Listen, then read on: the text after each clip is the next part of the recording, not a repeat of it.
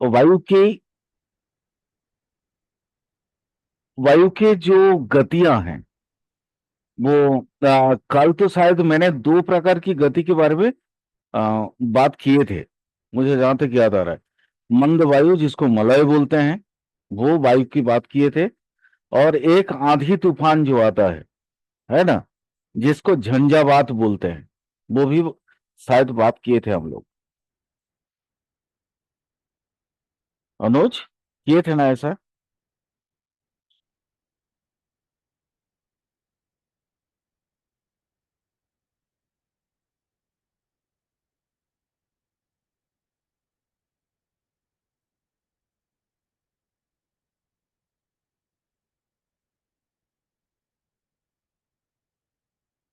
Malay, Samiran भी बोलते हैं इसको।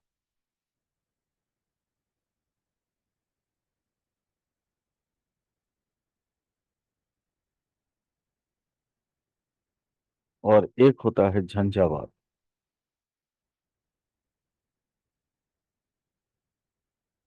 या नॉर्मली अगर बोले तो आंधी।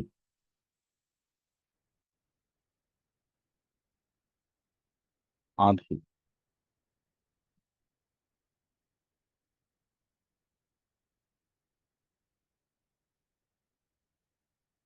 इसमें क्या डिफरेंस है?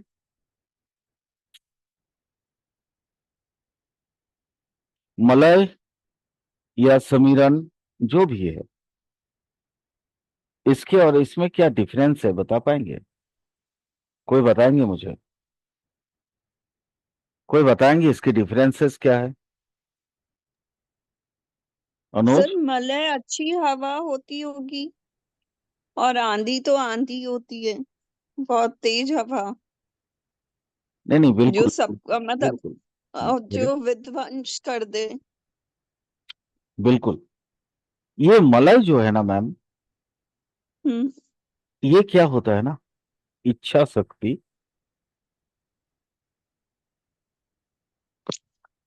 इच्छा जो शक्ति होती है, मतलब विल पावर, है ना। Will power plus knowledge, plus knowledge, इसको इकट्ठे कर लेते। ये दोनों को ये समेट लेते। आप लोगों ने देखा होगा, बहुत गर्मी में जब मंद मंद हवा चलती है ना, तो शरीर में बड़ा सुकून मिलता है। आप शायद इस चीज को गौर किए होंगे। ये वायु तत्व में चर वायु का ये जो गुण है, ये भी नई इच्छा शक्ति देती है। ये कब आता है? जब चर राशि में शुभ ग्रह की अवस्थान, शुभ ग्रह की अवस्था। चीजों को समझिए।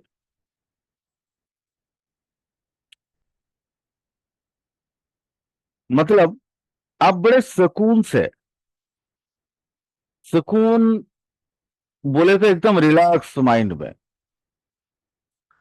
आपके अंदर डिमांड पैदा नहीं होगा। आपके अंदर होगा क्या? आप बहुत जब रिलैक्स मूड में रहते हैं ना, तो तरह तरह की नई नई आइडियाज आती है। मैं सही बोल रहा हूं ना? आइडियाज, नई सोच, नया विचार, जिससे आप अपने और समाज की उन्नति करने में सक्षम होते हैं। जिसके कारण ये चर वायु का ये जो मृदु मंद शुभत्व या शुभ कारकता, वो समाज को बहुत कुछ देता है। इसके अंदर क्या होता है? सिंप्लीफिकेशन, है ना। वो क्या बोलते हैं उसको, डिसिप्लिन। मंद वायु में डिसिप्लिन होता है, क्योंकि वो धीरे धीरे धीरे धीरे हवा चलती रहती है। लेकिन आंधी में कोई डिसिप्लिन नहीं होता। आंधी कभी बहुत, मतलब चक्रवात जैसा पूरा घूर्णन अवस्था में आती है, और कभी बिल्कुल शांत हो जाती है। वहां ये निरंतरता नहीं रहता। तो चर वायु में अगर लगन चर वायु का हो, और शुभ ग्रह अगर वहां पे हो, तो आपके अंदर ये वाली प्रकृति बनी रहेगी। ये वाली कौन सी? मलय वाली। इच्छा शक्ति और नॉलेज, इसका एक कॉम्बिनेशन आपको देखने को मिलेगा। Will power plus knowledge. और वो क्या करता है? नई सृष्टि। मैं आप लोगों को एक चीज बताया था कि वायु विध्वंसी कारक है। कब है वो? जब वो आंधी है, अस्थिरता है। मलय में स्थिरता है, आंधी में अस्थिरता है। इसका मतलब होता है शुभ,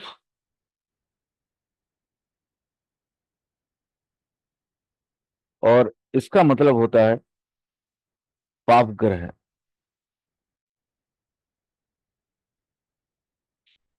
ये हो गया पाप ग्रह। बस इतना ही डिफरेंस है इन दोनों के बीच में।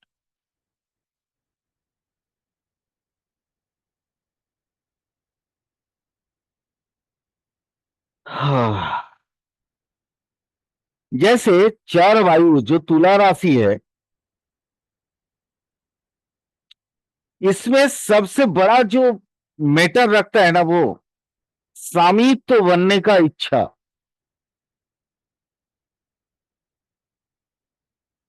कर्तृत्व, ऑथोरिटेटिव। हर चीज को मैं खुद कंट्रोल करूं। अगर लगन, मान लीजिए किसी का लगन हो जाए चर वायु का, मतलब तुला लगन हो, तो उसके अंदर ये कर्तृत्व वाला एक चैप्टर आएगा।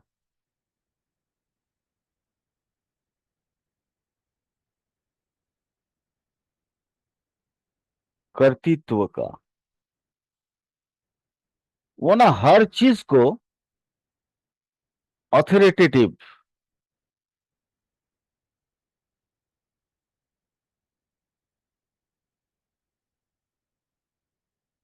ये हर चीज अपने पे, अपने कंट्रोल पे रखना चाहता है।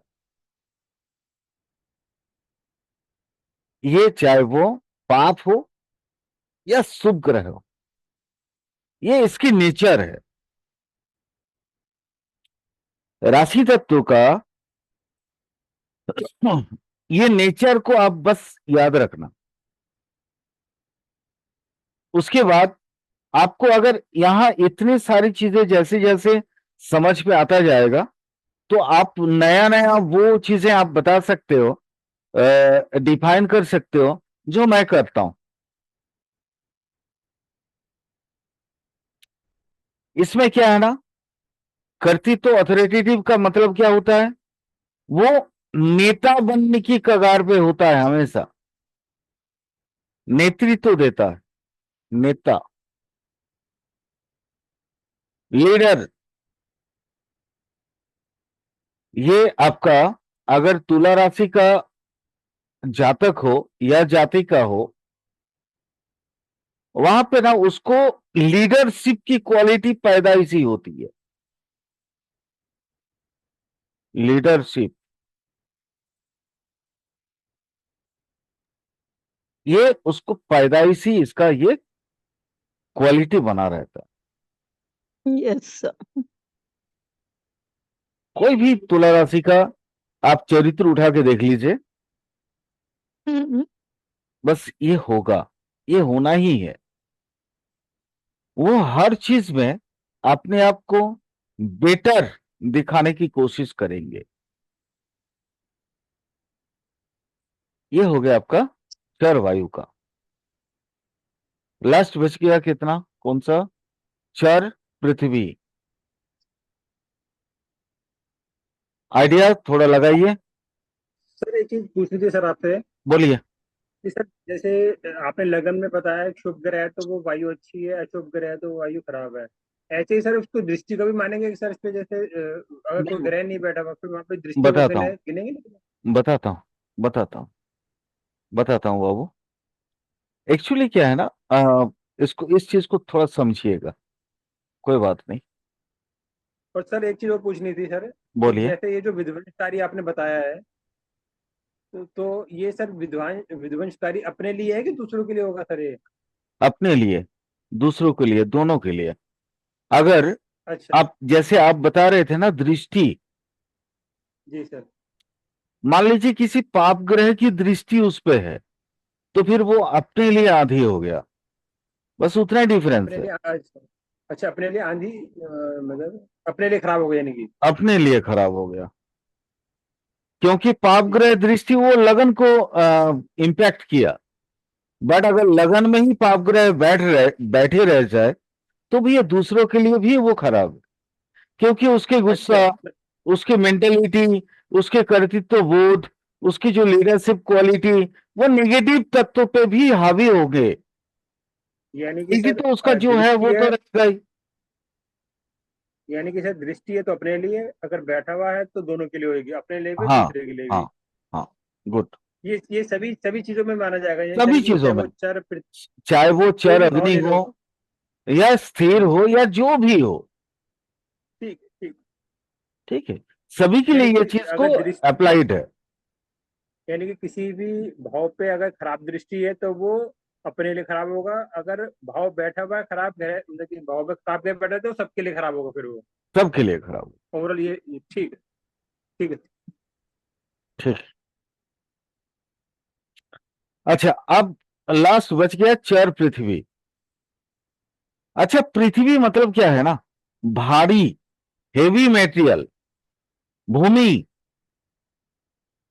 तो वो क्या बोलते हैं, आप लोगों को वो गाना याद होगा, मीरा, वो अनूप जलोटा जी का, है ना, वो याद होगा कि जल से, नहीं, वो भूमि से भारी कौन है ना। उसमें बोला गया है अहंकार भूमि से भी भारी है, यानी भूमि बहुत भारी चीज है, पृथ्वी बड़ा भारी चीज है। अब ये भारी चीज को आप कैसे डिफाइन करोगे?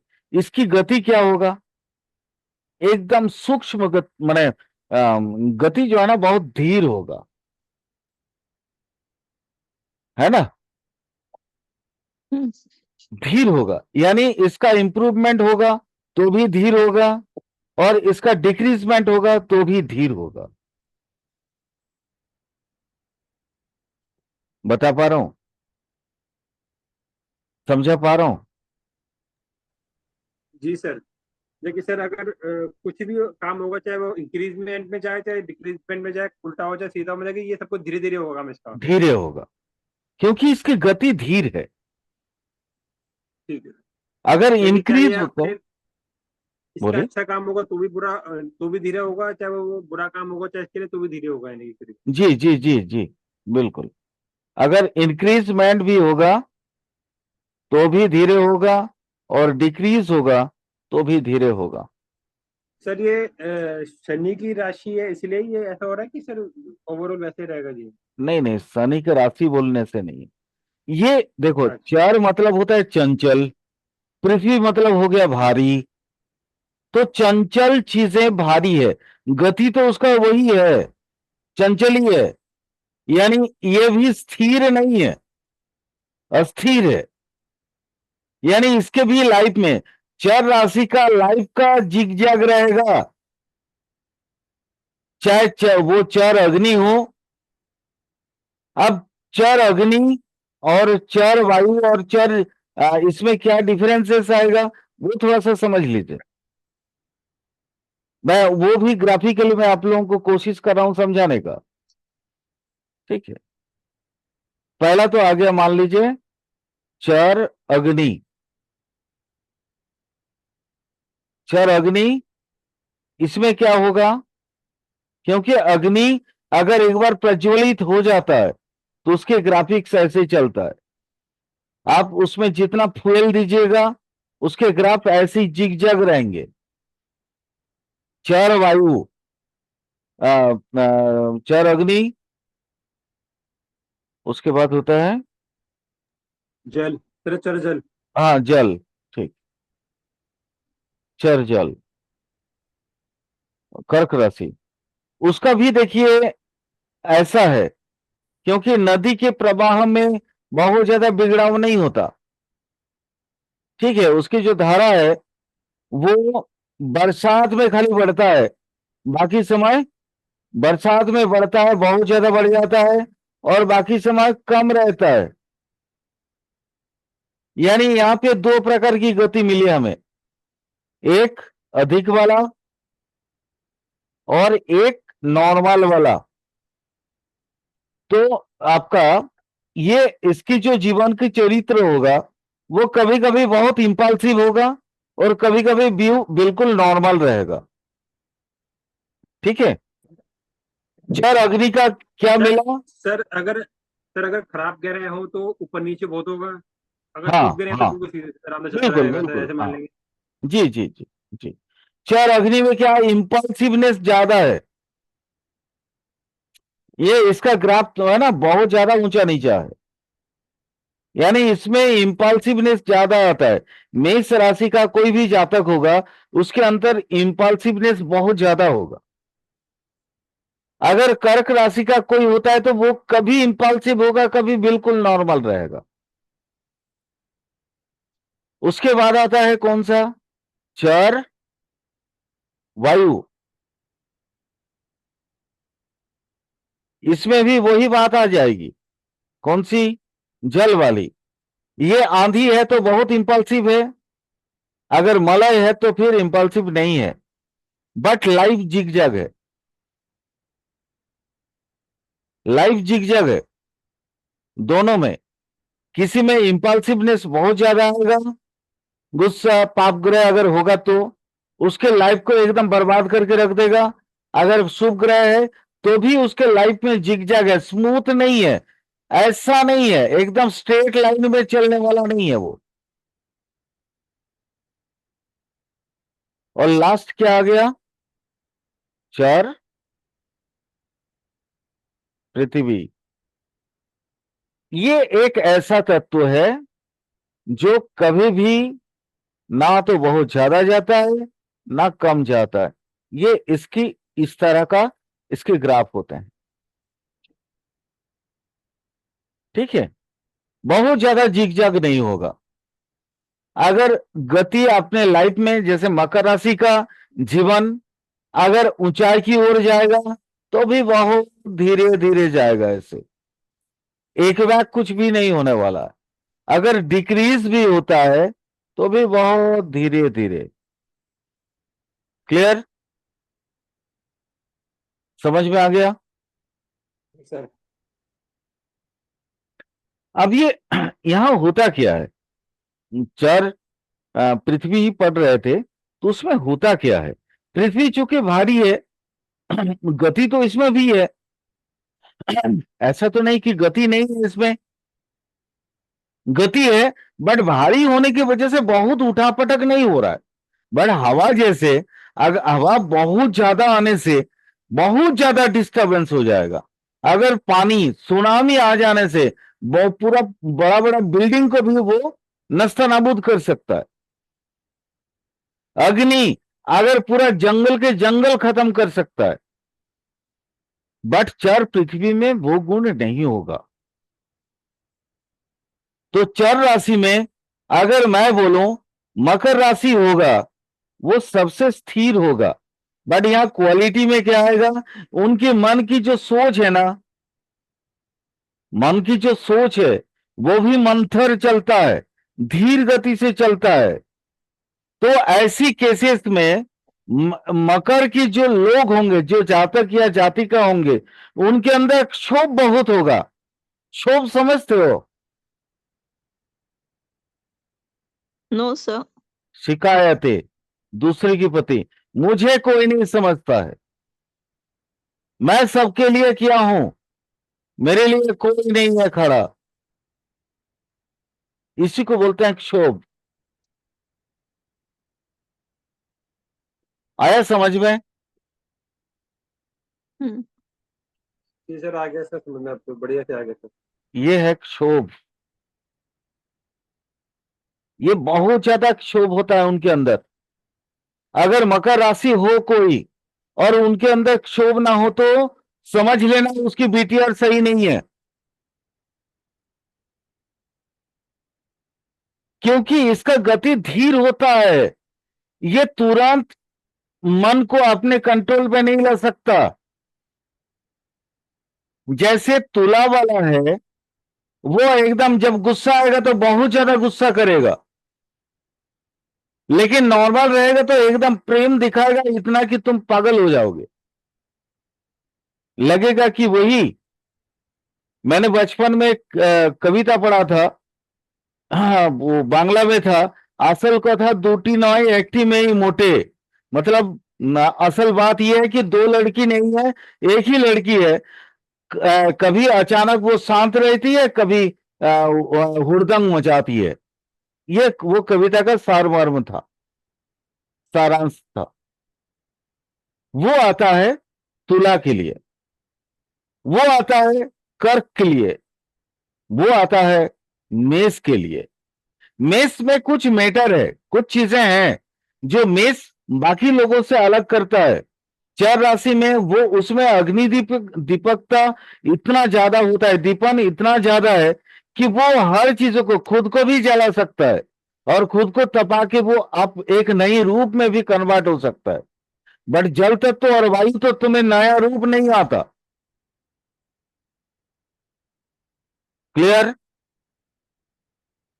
चर अग्नि जी यानी सर। मेष राशि का कोई व्यक्ति हो, कोई जातक हो, कोई जाति का हो, वो ना अपने आप को इतने तपाएगा कि उसको देखोगे आप उसको पहचान ही नहीं सकते हो कि ये बंदा वही है। उसके पूरा चरित्र में वो आमूल परिवर्तन ला सकता है, लेकिन बाकी राशियां नहीं ला सकती है। जल तत्व वाला ला सकता है,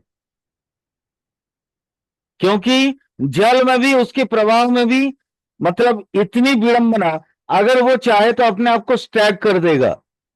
मतलब अगर कोई कर्क राशि का इंसान हो, कोई जातक हो या जाति का हो, अगर वो अपने आप में आ जाए, वो अपने आप को बांध सकता है।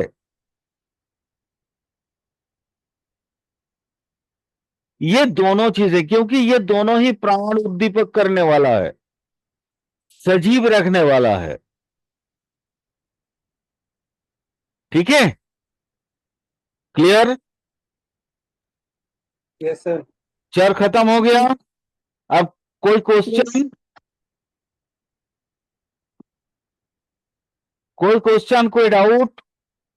नहीं सर, इसके तो सब तीन चारों ही समझ में आ गया सर, बढ़िया नहीं तो सर। आ गया ना? गुड।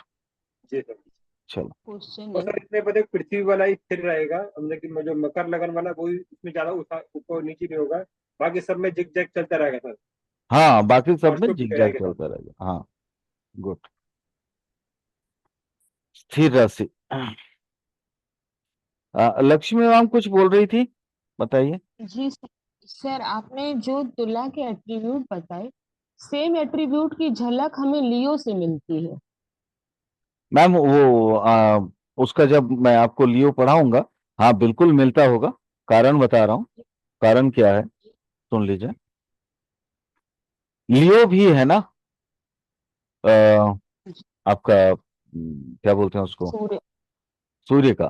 अग्नि अग्नि तत्व जी सर। राशि है सर वो। नहीं, अग्नि जी सर। तत्व तो है ही है, प्लस वो लियो है ना। लियो एक्चुअली क्या है, आ, लियो एक ऐसा है ना जो ट्रांसफॉर्मेशन का सबसे बड़ा राशि है।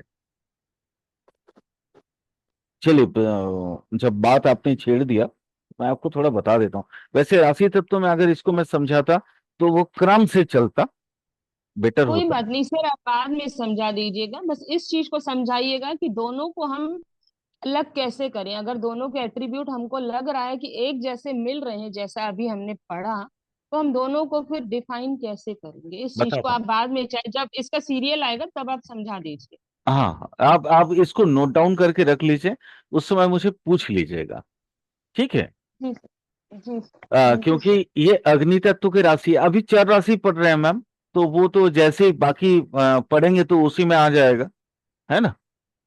जी लियो। सर, वो मैं थोड़ा ज्वाइन करी थी, तो जैसे ही मैं ज्वाइन करी तो मुझे कुछ लगा, तो मैंने इसीलिए अभी सुन रही थी आराम से, लगा मैं लास्ट में क्वेश्चन करूँ। जी जी जी, इसको थोड़ा नोट डाउन करके रख लीजिए। और ये आपने बहुत अच्छा प्रश्न पूछा, और मैं चाहूंगा इसको एकदम विस्तार से इसको बताने का, समझाने का, कि राशि की एट्रीब्यूट में हम लोग कहाँ फंसते हैं। ठीक है, जी कभी सर। कभी होता है ना कि चरित्र देख के भी हम राशि निर्धारित करते हैं। मैम, बीटीआर करने का ये भी एक तरीका है, ठीक है, जी सर। पार्ट टाइम रेक्टिफिकेशन करने का। इसलिए तो मैं राशि तत्व को फिर से आप लोगों को दोबारा पढ़ा रहा हूं, ताकि आप लोगों के अंदर किसी तरह का कोई क्वेश्चन ना रहे, ठीक है। और आपने एक बहुत अच्छा, बहुत ही उम्दा प्रश्न आपने में प्रस्तावित किया, उठाया, और मैं इसको इन डिटेल, इसका एकदम तह तक जाके मैं आपके प्रश्न का उत्तर देना चाहूंगा। राशियों के विपरीत माने कभी कभी विपरीत राशि होने के बावजूद भी एक जैसा क्यों दिखता है, ये प्रश्न है, और मैं ये पढ़ाऊंगा आपको, चिंता मत करिए। Thank you sir. अच्छा, अब मुझे बताइए, जैसे आपने लियो ही बता रहा था, लियो राशि की ये क्या है, स्थिति क्या है? वो चरधर्मी तो नहीं है। जी। मैंने बोला सर वो स्थिर चर अग्नि सर। धर्मी तो नहीं है। उसका धर्म क्या अच्छा। है? अच्छा। स्थिर अग्नि सर। यानी अग्नि तो उसके तत्व हो गए, धर्म क्या है? स्थिर है सर। स्थिर है। स्थिर। तो आप जैसे स्थिर राशि पढ़ेंगे तो उसको मैं आपको बहुत अच्छा से डिफाइन करूंगा, ठीक है। जी। याद रखना अनुज, तत्व अलग है, धर्म अलग है। हेलो। जी सर। नहीं अनुज, कुछ कुछ मैं कुछ बोल रहा था नहीं सर, आपको। वो मैंने वही बताया सर, स्थिर अग्नि कहा था मैंने इसको, लियो को ना। हाँ, नहीं मैंने बोला कि देखिए, अग्नि तत्व जो है वो तत्व है, बट स्थिर जी धर्मी सर। है। अच्छा। हमेशा याद रखिएगा। धर्म मैंने आप लोगों को बताया था कि राशि तत्व की तीन ही धर्म है: चर, स्थिर और द्विस्वभाव या दैत्वक।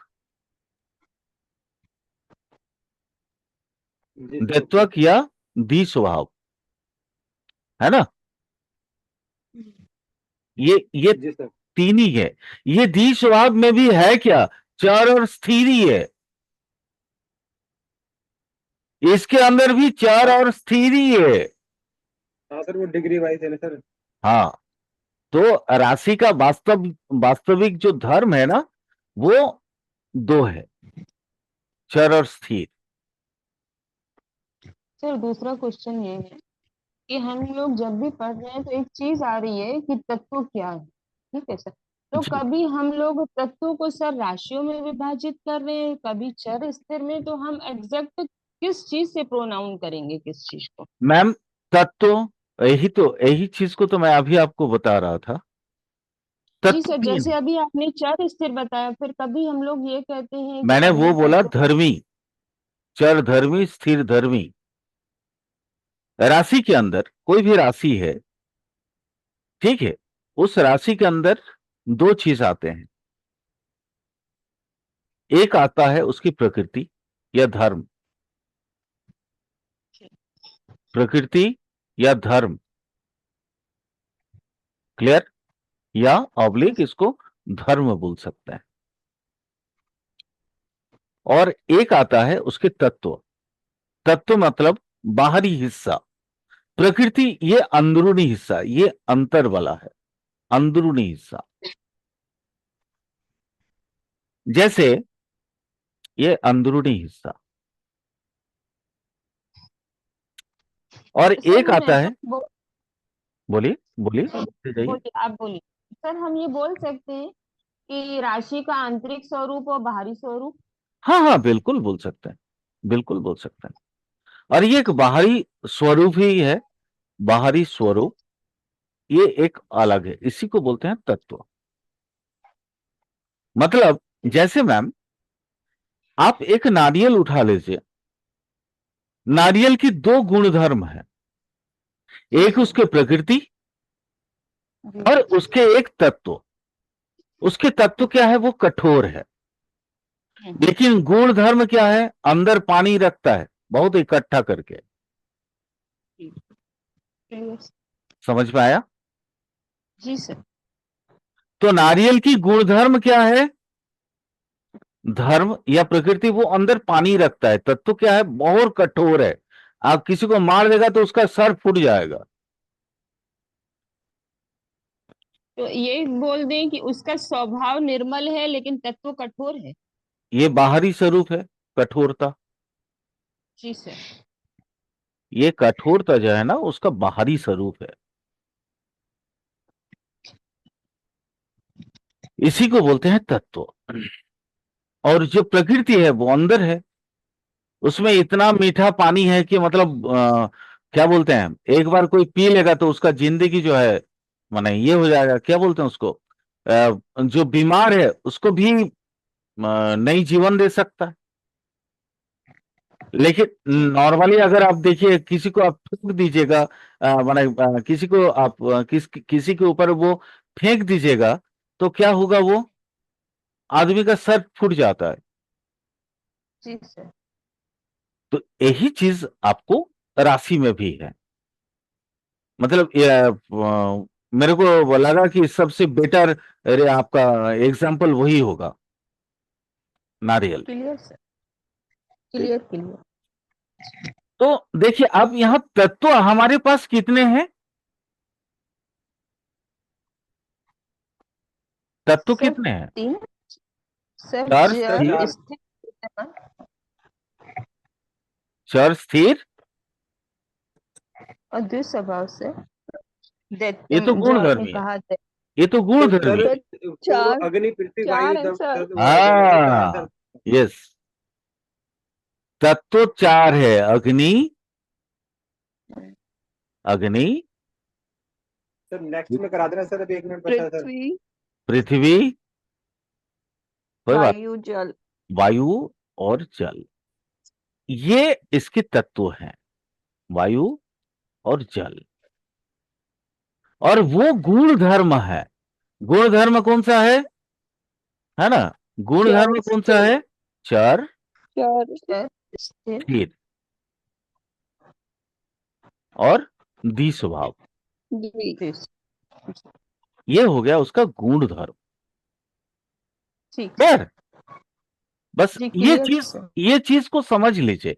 ये है नारियल का अंदर वाला हिस्सा, ये नारियल का बाहर वाला हिस्सा। क्लियर हो गया सर। ठीक। अच्छे से क्लियर। देखिए, राशि अगर थैंक नहीं यू सर। समझ पाइएगा ना, तो बहुत दिक्कत होगा। प्रिडिक्शन करने में बड़ा प्रॉब्लम होता है। इसलिए राशि समझना बहुत जरूरी है।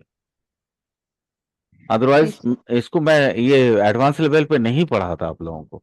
ठीक है, चलिए, बहुत जल्दी ज्वाइन कर लीजिए। 45 ऑलरेडी टाइम होने को है। हाँ, फटाफट जी सर। ज्वाइन करिए।